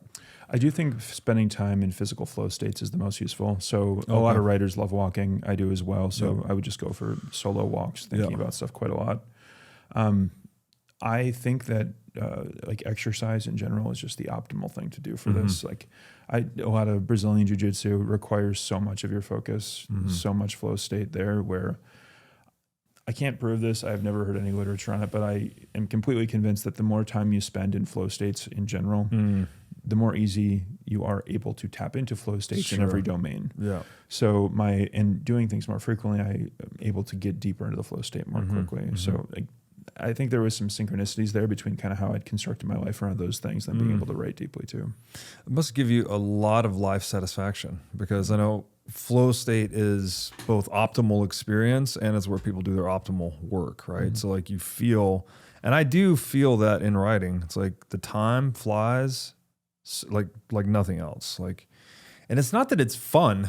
Like it's actually pretty painful. brutal. It's like, rock climbing will get you into a flow state. That doesn't mean rock climbing's fun. I mean, maybe you could say that, but it's like, it's painful, right? It's a hard process and failure matters and all of these things. But the time, so what is the tell when you say getting into flow states more regularly will like contribute to the ease of accessing the flow state? And then the flow state is really where you're going to do your best work. What are you doing is it just the workouts? Like that's you just constantly training yourself to be in workout flow states, whether it's jujitsu or whatever, and then that carries over to the writing, or are you like doing something more conscious than that? So there's a very special place called the farm at Okefenokee. It's a 1,000-acre regenerative farm community about 45 minutes northwest of Jacksonville, Florida. The farm is a completely off-grid community. It has total food, water, and energy independence. Everything on the farm is 100% organic, and it even features wild boar and bear hunting. The farm at Okefenokee is right next to the Okefenokee National Wildlife Refuge, where you can do camping and canoeing tours. So if you're like me and you're interested in the self-sovereign lifestyle, then you can get your own lot on the farm at Okefenokee if you tell them that I sent you. Once you get a lot, you can build one of 3 custom cabin options. So if you value freedom, self-sovereignty, and living in touch with nature, then join me and my family. We have lot number 21, and we're going to be building a cabin there starting December 2025. To learn more about the farm at Okefenokee, go to okefarm.com and make sure to tell them that I sent you. When I sit down to write, to get deeper into the flow state, I kind of talk through a couple of the basic tools, which is like repetitive music. Oh, that's right. One song on repeat. And that does work too. I've tried that. Yeah. I thought that was crazy the first time I heard it, and I started doing it. And there's like 4 songs I listened to for probably like 200 hours each of them. Like just ridiculous. I have to be in the top echelon of ever listening to a couple of those songs out there to help me get into this state. And I would specifically and tactically choose them for which one had the most body feeling. Okay. Like 46 and 2 by Tool, for anybody who likes that song. That was one of the songs I used because it made me feel very physical and had like a certain kind of aggression to it. So there is some very violent scenes in this book. Blood of the Bourgeoisie, one of the characters is literally murdering people. So when I needed to tap into her flow state, I would use that song specifically. There's other songs I use for more optimism, like Inner Bloom by Rufus Du Sol. I won't give you a whole bunch of songs, but those are a couple that were in there. That's great. That was one that I used to tap into other characters, like more optimistic things. And I use that. So that's kind of a unique tool that I used. I don't know. That's a really cool. That's cool. So different character flow states in the book. You're using different musical selections to access that to like get you into the mind of the character, which I think everybody kind of intuitively knows. Like if you hear a song, it'll sort of bring you back to a moment previously. So if you need to, as a writer, get into the brain of a specific kind of emotion or thing, like you can use that as a tool to get into those. That is super cool. I'm just like flashing back now, like when you visit your high school hometown and years later after going away to college and you listen to some songs you listened to in high school and you're like, oh, like you have this little nostalgia. So true. So you told me earlier that this book is a good sly roundabout way to orange pill people, which is obviously a play on Hayek's infamous phrase about separating money and state. As we've said many times, not try to do any spoiler alerts here, but maybe you could just tell us like a little bit about the plot, the characters, whatever doesn't give anything away, just to give people kind of a taste for what to expect inside of this book. Yeah, sure. So it opens up very violently. The main character, Cal, is given a potential assignment. There are 2 billionaires that have been speared over the bowl of Bowling Green, 12 C words carved into each of their bodies. And to fast forward just a little bit, basically the bad guy in the book is using Bitcoin as a way to distribute from some rich people that she has publicly murdered and give to a variety of people across her country of Africa. I think there's some fun dynamics there for Bitcoiners of like somebody trying to use the network for violence versus somebody trying to stop her and like reference and use Bitcoin for good.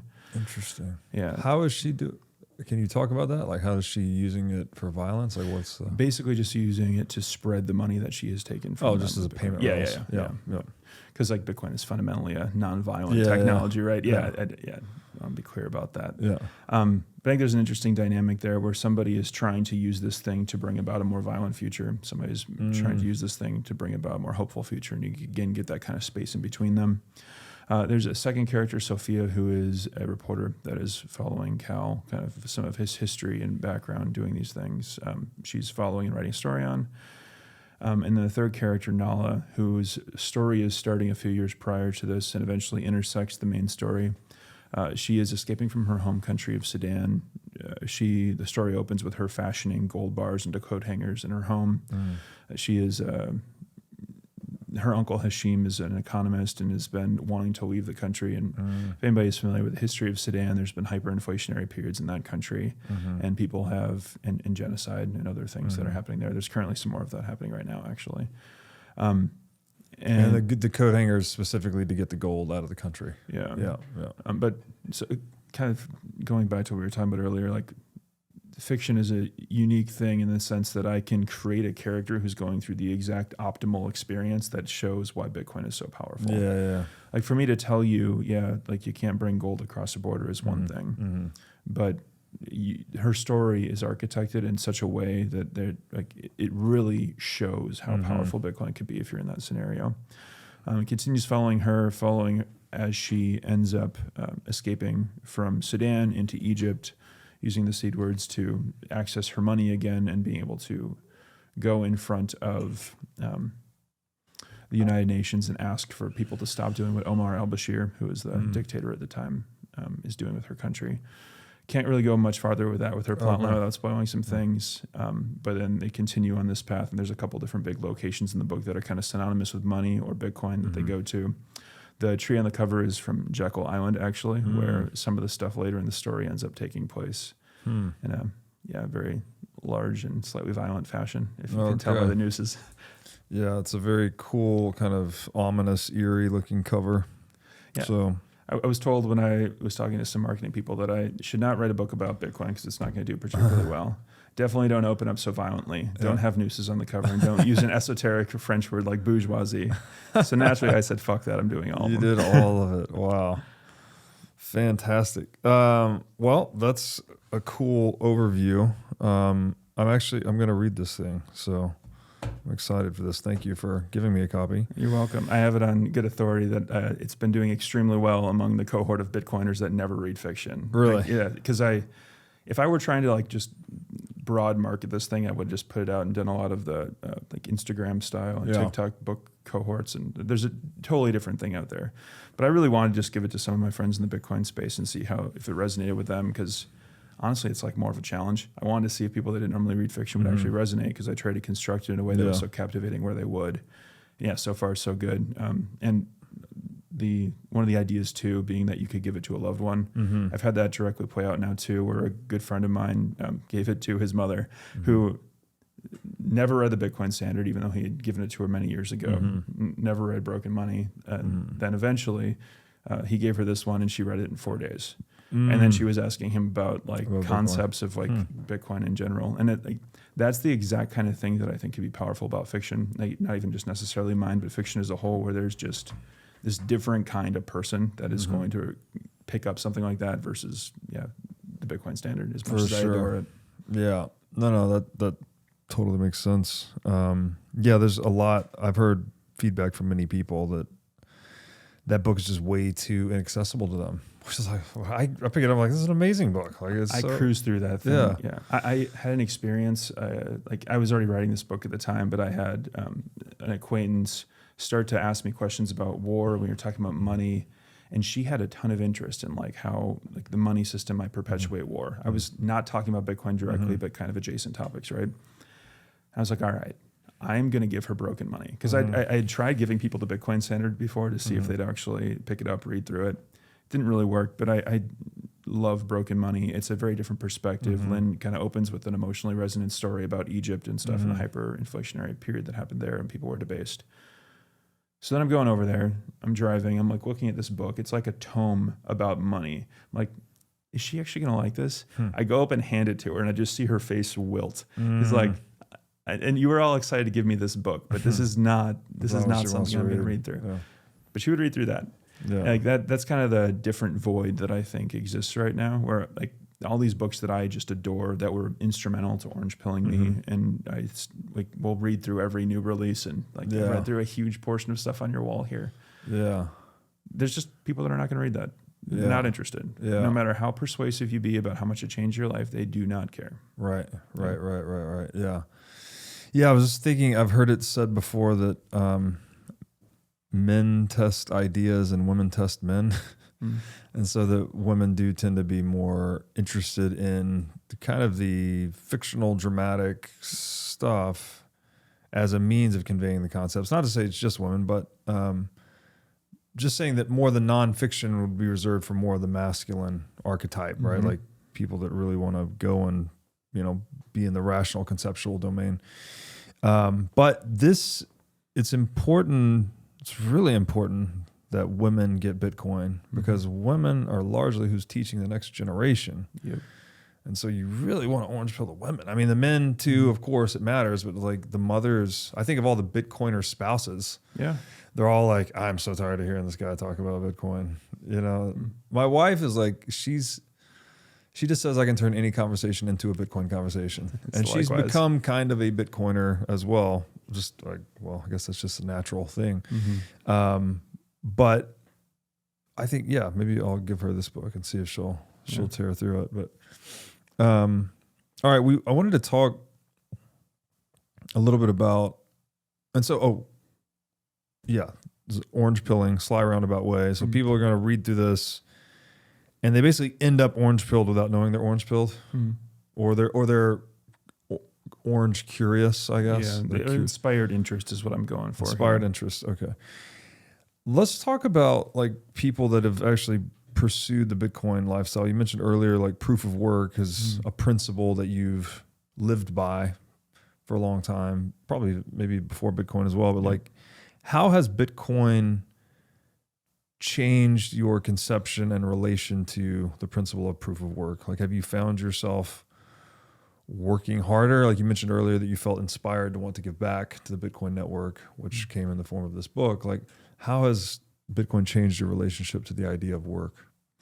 I was always somebody who enjoyed working, giving all of myself to something and just pouring tons of effort into it, if that wasn't obvious by the 3,000 hours in the book thing. But it kind of finally brought things together for me, where seeing that proof of work is a concept that exists in all things, like the Miyamoto Musashi, like once you say the way broadly, you'll find it in all things, or some variation of that. Yeah. Every time I hear that, I think of proof of work. Like work is a concept that is underneath anything interesting you want to accomplish, do, pursue. And like I've applied this to a bunch of different domains. Like jiu-jitsu is one of them where a lot of people do it, train hard for a brief period of time, then get distracted. But like it really requires a massive amount of consistent dedication to get good at it. And like, I think Bitcoin is like that too, in the sense that like you really have to spend a lot of time thinking about it. It's not just you watch a 3-hour video and learn about it. You don't just read one book.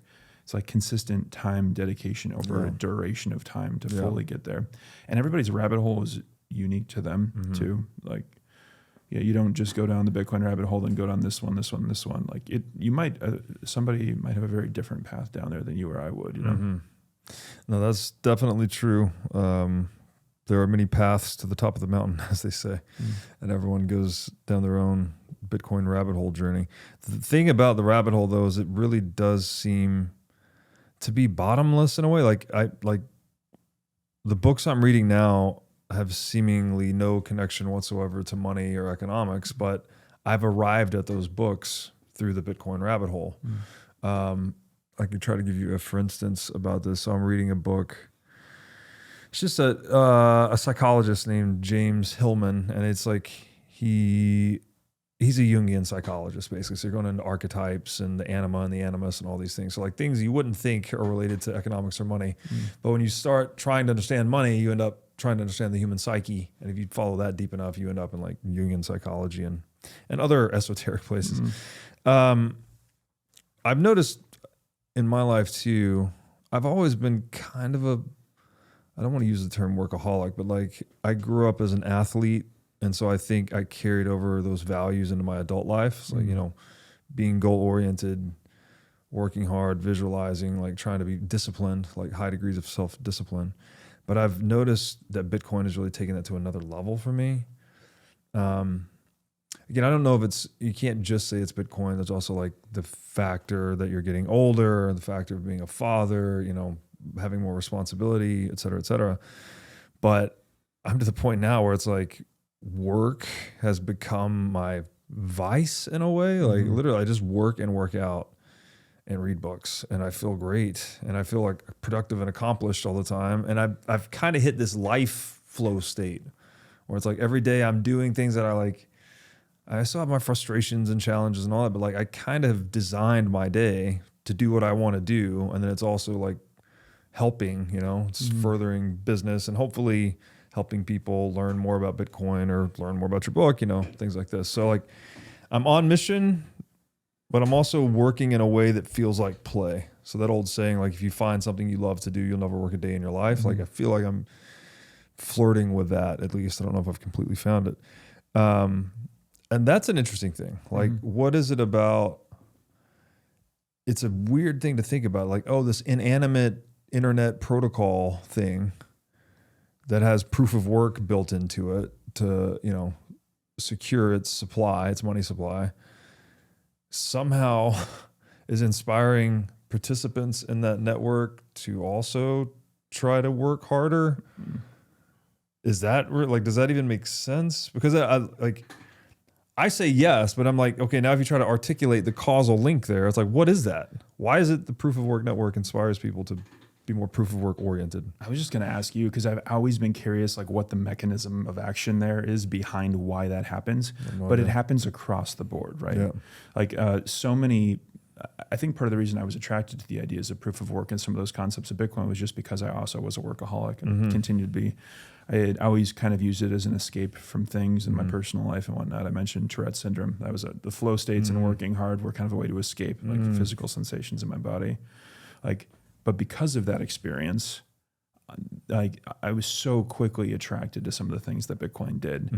And it just seems to attract the people that are into those things too, which is so interesting because like the being around Bitcoiners too, just like gives back to me in a way that I would not have expected when I first started like learning about this thing. Yeah, no, that definitely was a big part of it. Not only like, it's like you do your own Bitcoin research homework reading and you kind of arrive at a conclusion like, oh, this thing's pretty serious. And even that process is not in isolation, right? You're reading the work of other people and you're on social media and you're listening to podcasts.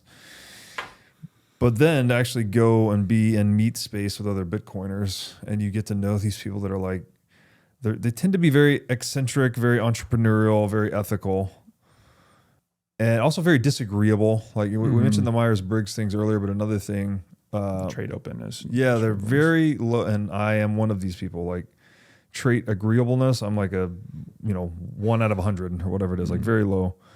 And so when you see all of these different eccentric people from all these different walks of life that are also hyper disagreeable, not afraid to tell you what they think, all having really strong agreement about one thing, that Bitcoin is like an earth-shattering innovation.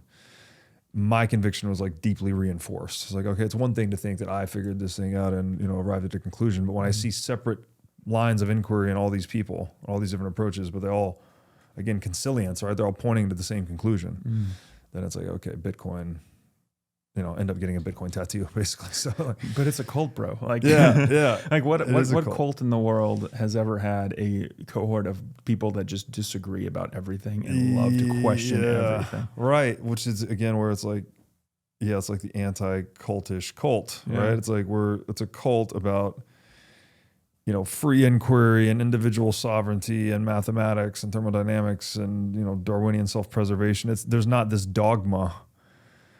I'm just already hearing the critics. I'm like, oh yeah, right. There's not a dogma. Like you guys say Bitcoin, not shitcoin. You say this, and that. It was like, there's mantras, but the dogma doesn't seem to be there so much. It's more about, and maybe this is where Bitcoin's different too. It's like, it's enacted, right? It's not so much a narrative. It's like, it's obviously it's code written, but it's, what's creating the Schelling point that is Bitcoin are the actions of people around Bitcoin or with Bitcoin. And so it just because it's action based, it's less dogmatic, I think is what I'm trying to say. So like, so anyways, that link though, I really don't know. It's mysterious to me. You know, I go back to I forget who wrote it. That it's in the Bitcoin Standard where Bitcoin is described as the first digital organism. You know, it's like it has its own. It pays people to help it proliferate itself, and it adapts to our, how much effort we put into mining Bitcoin. Obviously, drives the difficulty adjustment. So Bitcoin's constantly adapting to human action so that it maintains, the supply curve to 21 million. And so like there's this just interesting features about it that it kind of behaves like a life form. And then we're all these little life forms adhering to it. And this, there's a lot of different terms around here. People have used the term hyperobject. And, by way of analogy, the internet itself is another one of these things. It's like, well, where does the internet really end and where do we begin? It's like we're online, we're feeding it information, it's feeding us information. Like we get this symbiotic kind of flow thing going. And so I really don't know, but like maybe if it is, at least in a complex dynamical systems standpoint, if it's an organism, well, then we're just like symbiotically attaching to the organism. So it's like, oh, I downloaded the Bitcoin software into my, thoughts and actions. And so now I'm more proof of work oriented, something like that. But again, it's like, it feels like we're just using language to try to describe something that's like outside of language. Yeah. If you're a Bitcoiner, you need the Orange Club app. It's where you can connect with other sovereign individuals locally and globally. It's great for when you travel, to meet local Bitcoiners, to go to Bitcoin meetups, and to discover local merchants that accept sats. No distractions, no noise, just real Bitcoiners. So download the Orange Club app today and find your local Bitcoin tribe. There's an interesting thing too, where patterns seem to keep happening even as Bitcoin adopts, where I've spent more time on Twitter because of the book launch recently, and the newer group of Bitcoiners, like seeing how they have acted and like seeing their trip down the rabbit hole has been really interesting comparatively to mine. Like there's similar cycles with like Bitcoin treasury companies and stuff, but I've seen like the Odell Stay Humble Sack Stats, like that is like I'm once again seeing just these subgroups of people come back to just these same basic ideals. They did a lot of like the shitcoining thing. They maybe did a lot of the treasury company thing. And now there's a lot of like coming back to the simplicity of just Bitcoin. And it's so interesting how that happens. And it seems like that keeps happening. And there's been multiple phases of that. I anticipate that probably is going to continue too. Yeah, that's another strong point of consilience, right? It's like the mantras or the actions, patterns of action that people keep coming back to their own independent lines of search. Keeps bringing you back to the same conclusion. It's like, oh, that conclusion becomes stronger and stronger and stronger. Well, I don't know is the answer basically, but it is very interesting and it's a mysterious thing to talk about. There are several other principles that Bitcoin embodies that I think we would do well to imitate or to try to emulate in some way. And I'll just read through these and, if any of them jump out to you, anything that's shown up in your life, I would love to hear about that. So we mentioned proof of work, but there's also other principles encoded into Bitcoin, like radical truth, truth in a lot of senses of the word. There's, the accurate portrayal of reality. It's like, okay, well, this is a money that is actually scarce, like the time and energy that money transmits back and forth, or at least represents. I mean, you can stop right there. The truth in general, I feel like fiction writing is a pursuit of truth, where you have to give yourself up to whatever the characters are doing and recognize what kind of truth they are searching for, what they believe in, and what's fundamental to them. And it's so weird to say them because like they're a subset of me, right? They're made in my image, like we were talking about earlier. But there's a truthiness to all those things. And I think a truthiness to writing where you kind of have to just give yourself up and go with the flow of it in general. And that's, easier said than done probably, right? Like to be real and to be vulnerable I mean, it's also beyond the creative process, right? There's also in like human relationships, obviously. If you're going to build like a real friendship or romantic relationship with someone, well, you got to be real, right? How do you actually feel? You have to be vulnerable and all these things.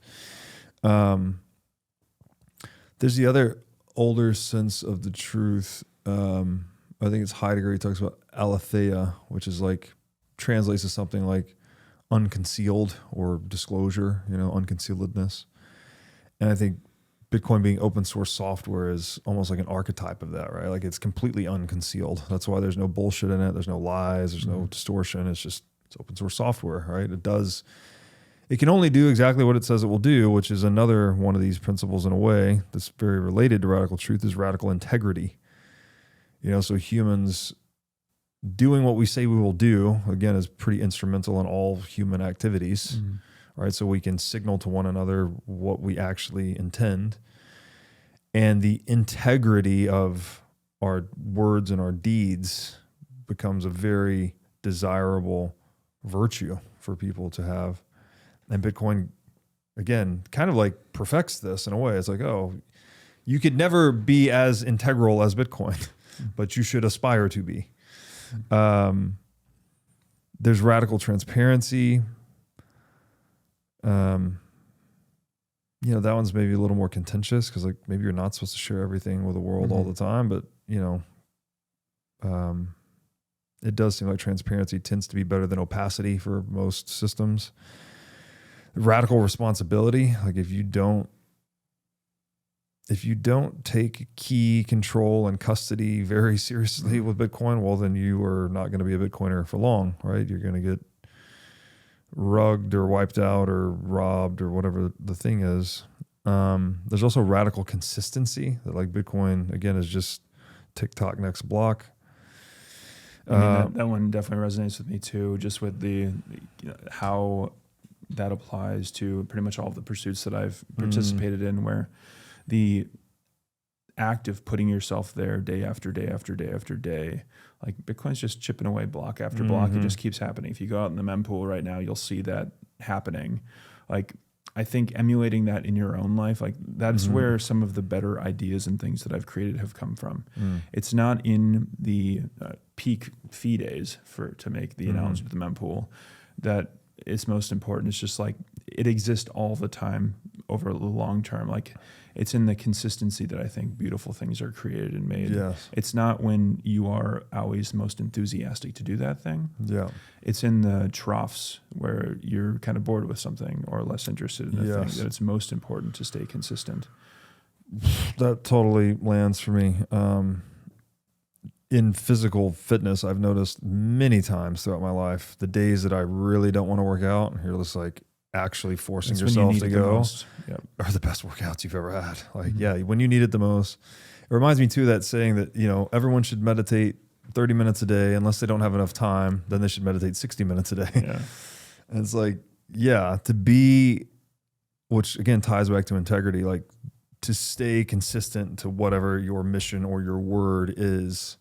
Not only does it define you as like a virtuous agent in the world, but it also helps you like come to trust yourself more deeply. It's like, oh, I can do this. And you're building with these reps, you're like building a deeper confidence in yourself. We've talked about language so much in the sense of like writing nonfiction, fiction, or whatever, but language that you use with yourself, I think, is so important. True, and it relates in the sense that like when I sit down to write every single day for years, like I self-identify as a writer somewhere in there.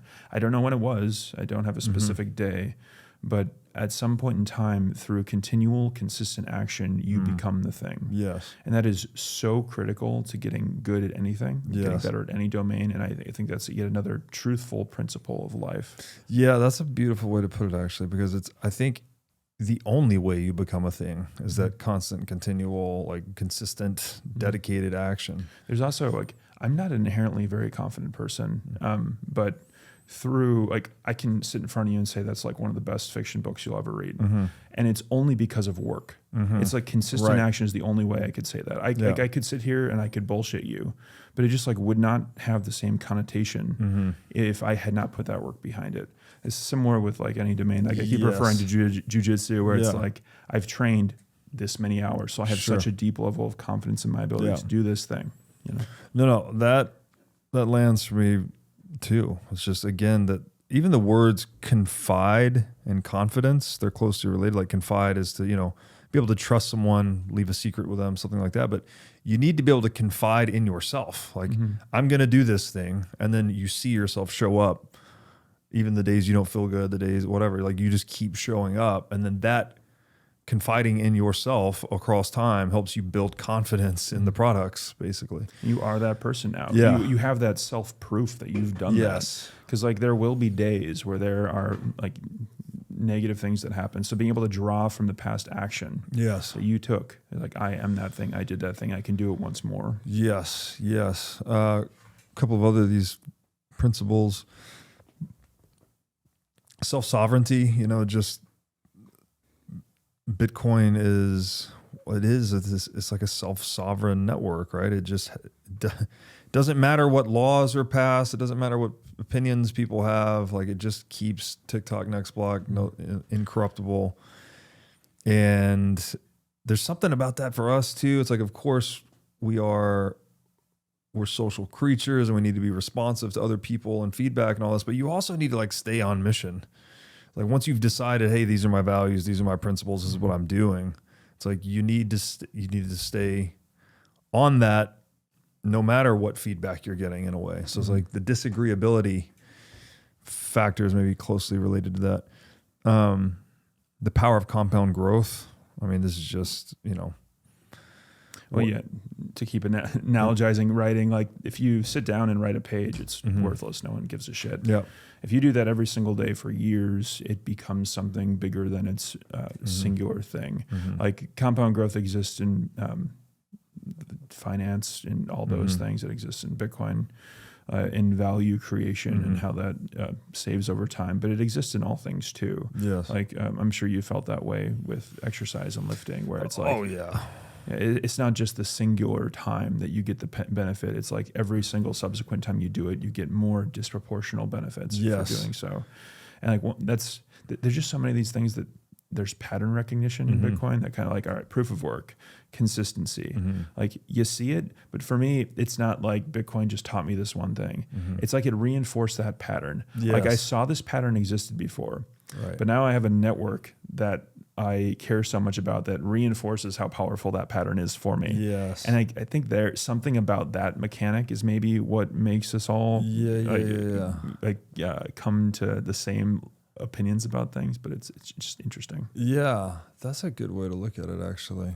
Because it's the same. Like, again, I've been kind of proof of work oriented my whole life. But then when getting into Bitcoin, just something about, you feel like invigorated by the mission. You're like, oh my God, I get to participate in this thing. Like, so for instance, one of the things I've done recently that's really helpful for me is like I'm radically sober. Like I don't do anything at all. It's like, well, I used to drink a little bit here and there, or I would take a little cannabis here and there, but it's like as the pile of books that I wanted to read and like things I wanted to learn and write kept growing larger because of Bitcoin, it's like I'm like, do I really want to drink the wine, or do I want to go and like work on my thing?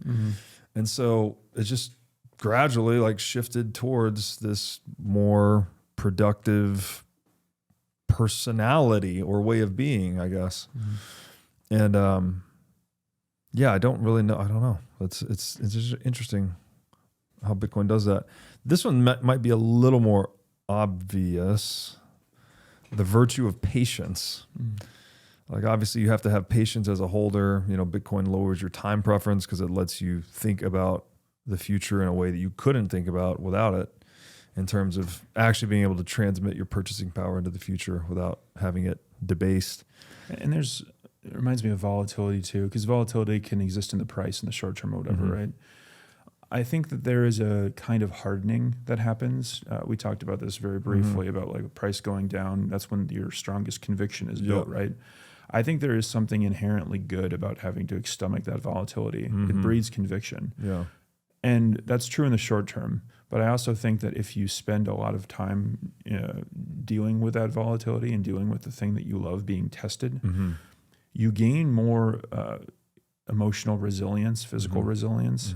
And you can apply that to other domains too, where you'll recognize like how, okay, yeah, stuff might be down temporarily, but I know I'm right. I have this conviction that I built in myself. I've proven to myself that I have been correct in working for this thing or saving in this thing or whatever. Yeah. And once you've done that, I think it's so confidence building. Where if you've stomached intense volatility with Bitcoin, you're able to stomach that exact same kind of volatility in almost every domain that you might pursue in life. Yeah, and you're expecting it. Right. No, that's that echoes or resonates with the earlier point, right? Like, you've arrived at a conclusion and then the whole world's telling you you're wrong, which, by the way, was what being a Bitcoiner was like for the past 10 years. It's like, you'd be like, oh yeah, Bitcoin's a thing. And then 99% of the world's like, you're crazy, you're in a cult, and this is bullshit, it's going to zero. And you had to have enough fortitude to be like, no, I'm just going to stick to my guns I'm here. right, you're wrong. Yeah. There's that meme I've seen online where it's like one person standing in a crowd of like 10,000. And it's like, he's just saying, you're all wrong. And there is that, that gumption you have to have, I think. Maybe less so now, like obviously as Bitcoin becomes more mainstream, but definitely over the past several years. Absolutely. Yeah, speaking truth to power, I think Bitcoin's interesting there. Like, it actually is just an irrepressible truth machine. It doesn't matter about the political power structures. Like, no one can do anything about it. I tweeted the other day, if you want to hear Bitcoin laugh, tell it about central planning. It's like, or even these politicians that are talking about, oh, we're going to pass this law and regulate. It's like, you might as well regulate gravity. Like, it's not, you can't do anything about it.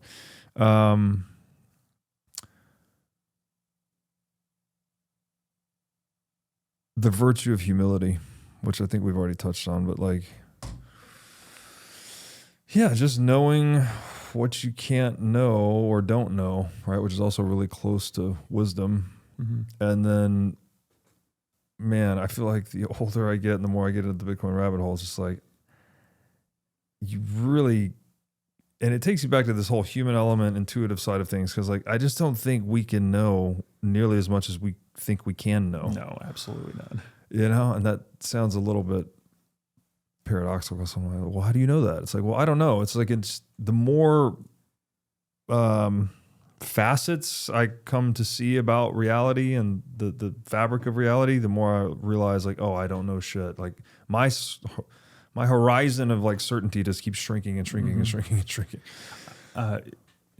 Bitcoin price action is like doesn't seem like it's related at all here. But I think it's really interesting the way that it specifically seems to move in a way that shakes out the most people. That's something about markets just finding a way to create maximum pain for people. Yeah, that is forces them to be more humble. So many people thought this specific thing was going to happen to the price at this specific time, and it proves them wrong. Like there is something so cool about that. It's painful for people, but I think it's kind of beautiful in the sense where it's like testing your conviction continually. And making sure you actually have conviction, not just like this fake temporary conviction, and then make you humble yourself continually. Yes. Like I've really noticed that people that have been in Bitcoin longer tend to be the most humble about predicting what's going to happen with it. They recognize that it is a life form that exists beyond any individual's control. Your ability to predict how that life form is going to evolve is beyond any individual's ability. Yeah. Like you see people newer, and like I find entertaining like saying what I think Bitcoin's going to do or whatever, but it is impossible endeavor. Yes, 100%. Yeah, and we learn, like we all learn through the pain, right? Like people have, myself included, you've made like grand predictions about this whatever, and then it's like it just falls flat. The thing you have to learn to expect with Bitcoin is the unexpected, and it back to that idea of humility. Just there's very few things we can like really truly be certain of. And it goes deep, man. I think because Bitcoin's also led me to Austrian economics. I really think the axiom of action is the first principle, basically. Like, all we can say about humans is that they act, right? They use means to pursue ends. And there's not much else with certainty you can say. Like, that's kind of it. And if you do, it's like you are condensing whatever that person might want through your experiences, thinking you're better than them, thinking that you understand them. And you are going to be, if you have that belief, you're going to be wrong a lot. Yes. Because people are going to act very differently than you might anticipate. 100%. With the same reason you said Bitcoin's an organism, so we can't predict what it's going to do. Like, well, so are humans. So like, that's why, the social sciences, there's not a guaranteed response. You take the example I always like to give is you take water to 0 degrees centigrade, it freezes. Well, you take a human to 0 degrees centigrade, there's no telling what they're going to do, right? They might get mad, they might get sad, they might this, they might, they can do anything they want. So, yeah, coming to appreciate that world that we're in, that like one individual psychology is completely unpredictable. What in the world, and this is where central planning gets completely obliterated. It's like, what in the world makes you think you can manage 8.5 billion psychologies with levers and buttons and changing the interest rates? Like, you're using the metaphor of a machine. They literally call these things policy tools, pulling levers, all this shit, the central bank. You're using the metaphor of a machine to describe a complex adaptive system that's something much more like the weather. Like you can't control, well, geoengineering aside, I don't know about those theories. That's gonna blow up in our face, by the way. Assuming that's all legitimate conspiracy theory and then we're seeding clouds to create rain, like that's going to blow up in our face. Oh, absolutely. Anytime that we play God, I think like this is a continual pattern in a lot of my favorite fiction, like that Blake Crouch guy that I mentioned before talks about that. There's other, like Michael Crichton does this in a lot of his writing as well, the guy who wrote Jurassic Park and a bunch of these I read that when I was a kid. That's an awesome book. Yeah, well, that's a similar thing, right? Yeah. Where it's like humans interacting in their environment and trying to think that they know more than their environment, I just think is a disastrous proposition. So I very briefly brought up my first book earlier. Like that was very much a self-exploratory process for me, but it took place in the near future, and there's genetic differences trying to be removed from the gene pool, right? Well, I think one of the dynamics there is so interesting is people want there to be less disadvantages in the world. Like they want there to be like less defects and whatnot. Yeah. But anytime you interact with the environment in that way, like you are meddling with things you may not understand all of the mechanisms behind. I think one of the better analogies here is like that of a greenhouse, where if you grow a bunch of trees in a greenhouse, they will grow tall. But if you remove that greenhouse, the first gust of wind they experience, they will fall. Like that example, I think, applies to all life and all meddling in systems you don't understand, where it was actually the wind that was causing hormetic stressors on those trees that was making them strong. And you didn't understand that mechanism right away. So you removed the thing without understanding it fully. And I wrote the first book about that because I think it's so interesting that humans are now starting to meddle in the gene pool a little bit. We have no fucking clue how these things are going. Yeah, and it's really terrifying. I am generally an optimist about how technology will play a role in our future, but I do think that humans need to be humbled a lot more often. Yeah, and it sucks that we have to experience these like catastrophic unintended consequences to get that humility, where maybe if, I don't know, like I hope that Bitcoin's success brings Austrian economics and praxeology more to the foundation of human knowledge systems where it belongs, right? Like right now it's considered this fringe science, but it's like, no, this foundational. It's foundational. It gives you very deep epistemic humility. It totally obliterates central planning. So like the next time a guy is like telling you about the utopia, you're like, oh, this guy's just using words as a means to an end to try to get paid. And then, his whole illusion is dispelled. And so I don't know, like, I guess I hold out a hope that Bitcoin can help highlight praxeology and Austrian economics. I think it's always like we kind of want it to happen in the short term, but I think these things do happen over the long term. So out of every podcast that I've listened to of yours, my favorite is not the Michael Saylor one. It's the one with Max Hillebrand that you guys went deep into all of these things with human action. And it's like, I don't think class of 2025 Bitcoiners are currently right now going into human action right now. They're going to freaking get there. They will be, in my opinion. Like these things are like foundational to economics and should be the number one thing taught in schools, and they are not. Yes. Like it's just going to take time, and it might hurt. Like might not be what we want to hear. Yes. We really want this to happen, and we see it so quickly, but this might take lifetimes. Yeah, that's a good point too. I like the saying that science advances from funeral to funeral, and so you got to be patient. Again, humble. It's like, well, maybe we're wrong about certain things, but again, the conviction I have from just seeing all the disagreeable agree about Bitcoin is like, it's a pretty strong conviction. Well, Michael, the book. Again, beautiful cover.